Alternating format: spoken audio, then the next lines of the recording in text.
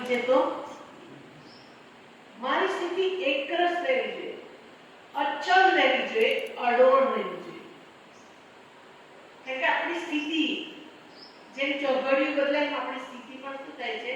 બદલાય છે.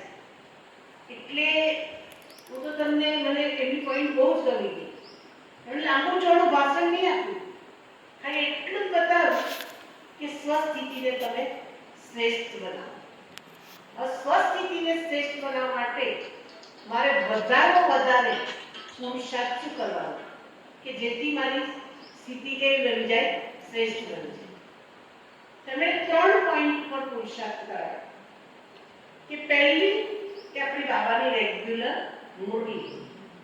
રેગ્યુલર મોડલીમાં જ એટલો બધો ખજાનો છે કે જે મોડલીને ડીપમાં એટલે મળે મોડલી ખબર પ્રશ્ન ઉત્તર કશું જ નતું.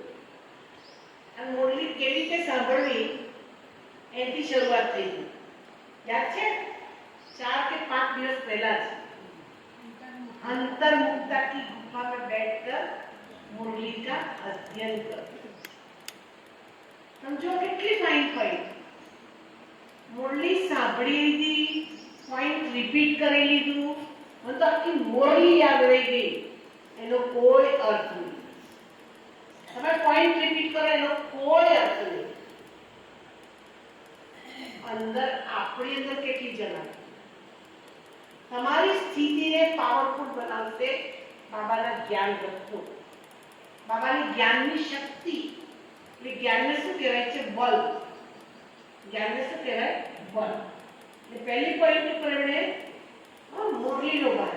બીજી પોઈન્ટ યાદની શક્તિ કે જેટલું રાજની મુરલી પણ બાબાએ વારેઘરે શું કર્યું કે जितना याद करेंगे इतना विकर्म विनाश.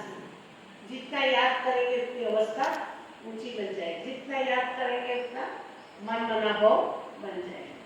जितना याद करेंगे तो कैलाश निकलती जाएगी. मुरली तो रोज જે આપણે યોગ ઉપર ભાર મૂકતા હોય છે. હવે આપણો યોગ કેટલો છે? બધા પોતપોતાને અંતરાત્માનું પૂછ. આજે વારે ગીત મૂકે છે ને, મુખડા દેખ લે પ્રાણી जरा दर्पण में कितना पुण्य कितना पाप तेरे दिल. चलो पाप पुण्य छोड़ो तो मारो दिवस में गई काले पर શું કર્યું? कम से कम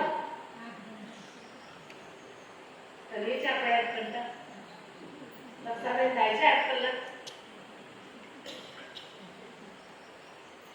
વિષ્ણુભાઈ થાય છે 8 કલાક. ચલો તમે બંને જણ ફ્રી છે કોઈ નહીં કરો.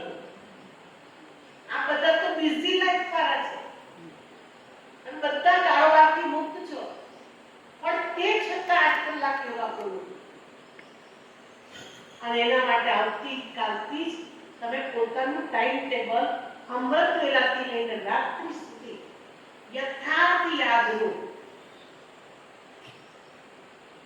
ચંદ્રિકાબેને બહુ સરસ પોઈન્ટ સંભળાવી ગુજરાત જર્ની મીટિંગમાં કે અમૃત વેલા બધાનું